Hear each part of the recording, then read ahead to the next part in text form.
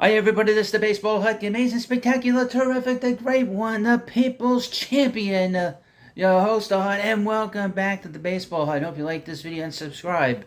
We're going to talk about the Mets, of course. If you're a big Mets fan, you want to subscribe to this channel. I'm trying to get to 5,000 subs by December 31st. I know with you, you'll get me there, so hit the subscribe button right now. So here we go. The Mets have a losing season now, officially.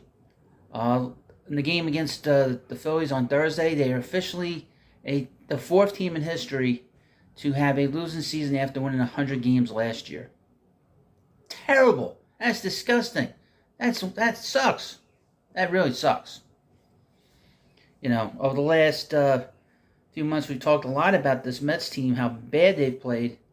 And this sort of stamps them now into history as a major disappointment in the sport, major disappointment as a Met fan. And if you're watching this video, you're very disappointed in this team. But it's a necessary thing if they want to get better as a franchise. We'll get into this comment by Tommy Pham. But as you know, in a few weeks, another week or so, season's going to be over. They will probably hire, and it's pretty well kept secret. Not a well kept secret that David Stearns is going to be coming in here to run the Mets over the next 5 years. He's the executive in Milwaukee. He's the former general manager of the Milwaukee Brewers, and he's going to take over. And he's got a lot of big decisions. He's got to figure out what to do with Pete Alonso. He's got to figure out what to do with the manager. He's going to have a lot on his plate just coming in here. And obviously he's going to have to find some pitching help for this team. And I would suggest that he thinks about bringing in a number 5 hitter on this team as well. Now, that's just my suggestions. But that's, you can put whatever you want to put in the comment section on that. But there was this report from The Athletic talking about the Mets' failure this year. And in particular, comments said by Tommy Pham, he told Francisco Lindor that this was the least hardest working group of position players he's ever played with. Now, we know there's been a problem in that clubhouse for the last 2 years. And is that the problem? It's a good question. He did say in the article, and it was mentioned in the article, that he has a lot of respect for the work ethic of Francisco Lindor, Pete Alonso, and Brandon Nimmo.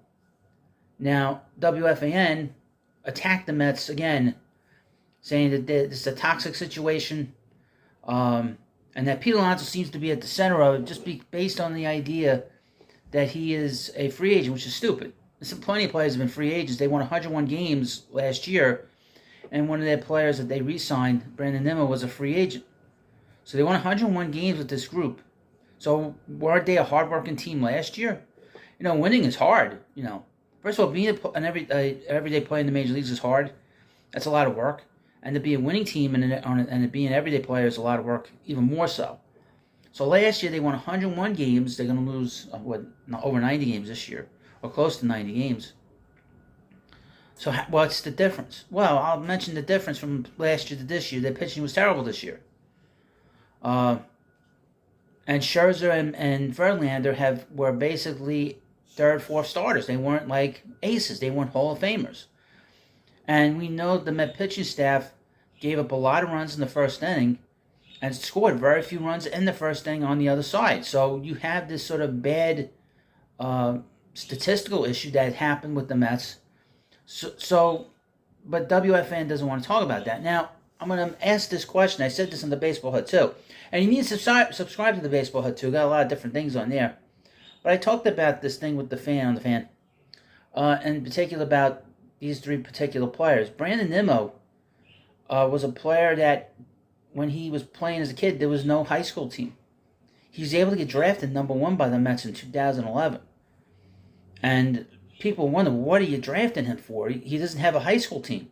He came to the major leagues. People were saying that he was going to be a 4th outfielder.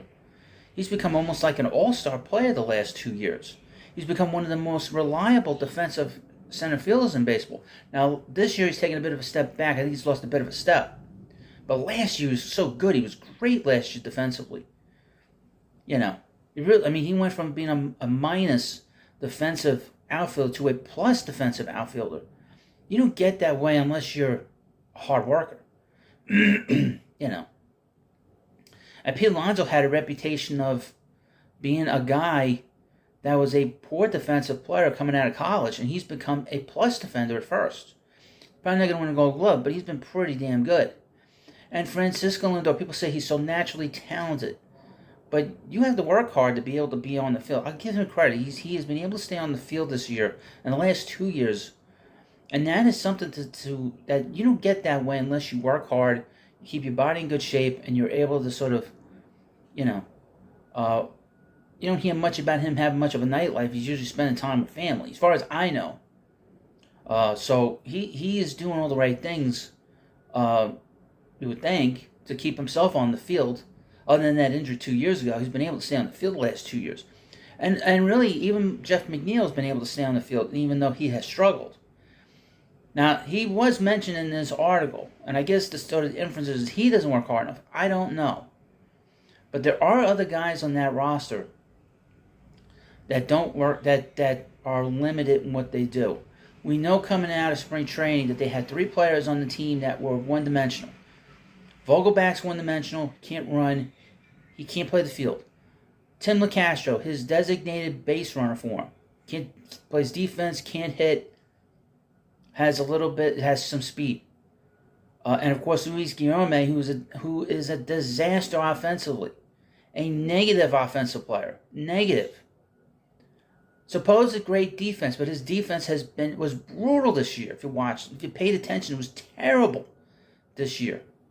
So this is more of an issue. If there are everyday player issues on this team, it's because of the poor construction done by the general manager, by having 3 players that were limited in terms of what they did. You know.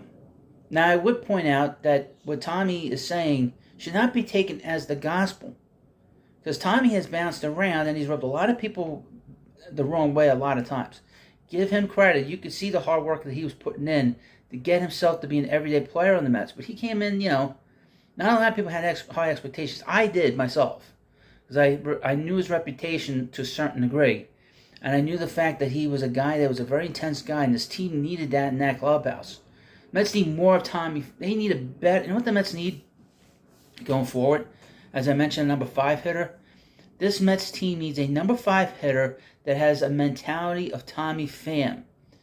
That's what they need. They need a younger, better version of Tommy Pham to be in the middle of this lineup and to be in the middle of that clubhouse. And if they had someone like Tommy who was a better version of Tommy, this team would be in better shape, specifically with the offense. And it would give a lot of protection for Pete and Lindor. I mean, this team needs another player that could help them out a lot. See, to me, it's not about taking away from this core of players, specifically with the everyday players. This team needs another player in this that's a good, elite, everyday player that is tough out late in the game. They don't have that. And that has been a problem for the last 2 years. Who is it at this point? We'll have to find out. Hopefully that David Stearns and Billy Epler can identify that player somewhere. He is out there. Another player in the middle of this lineup is a guy that will put them in a good position offensively. But they need another player in here. They definitely need another everyday player. That's what was missing. In the past, on past teams, we'll talk about the 2017, 2018. That was a team that always added on. Omar was always adding players. He never divested one big player from that team that probably would have helped in terms of just their personality and their attitude. This time, it's about adding. They need another player offensively to add to this group. That's a younger player, a better version of Tommy, and a guy that just wants to win at all costs. He'll eat dirt and spit out blood to win. That's what we need here as an everyday player. They don't need to get rid of players. They need to add a player. One player specifically. And a lot of bench guys like that. So, I don't know who that player is right now. That could be available. I don't know yet. But losing sucks. That we do know. Losing sucks. Losing is not what you want to do in sports. You want to win, win, win. And to me, that's what's important to me as a Mets fan. And that's what I demand from the Mets. It's all I ever want. So if that's what you want, then you want to subscribe to the Baseball Hut. Want to get the 5,000 subs. That is a goal, I believe, an attainable goal for this channel. So smash that subscribe button right now. And I thank you. And, of course, have a good day. And I'll see you later.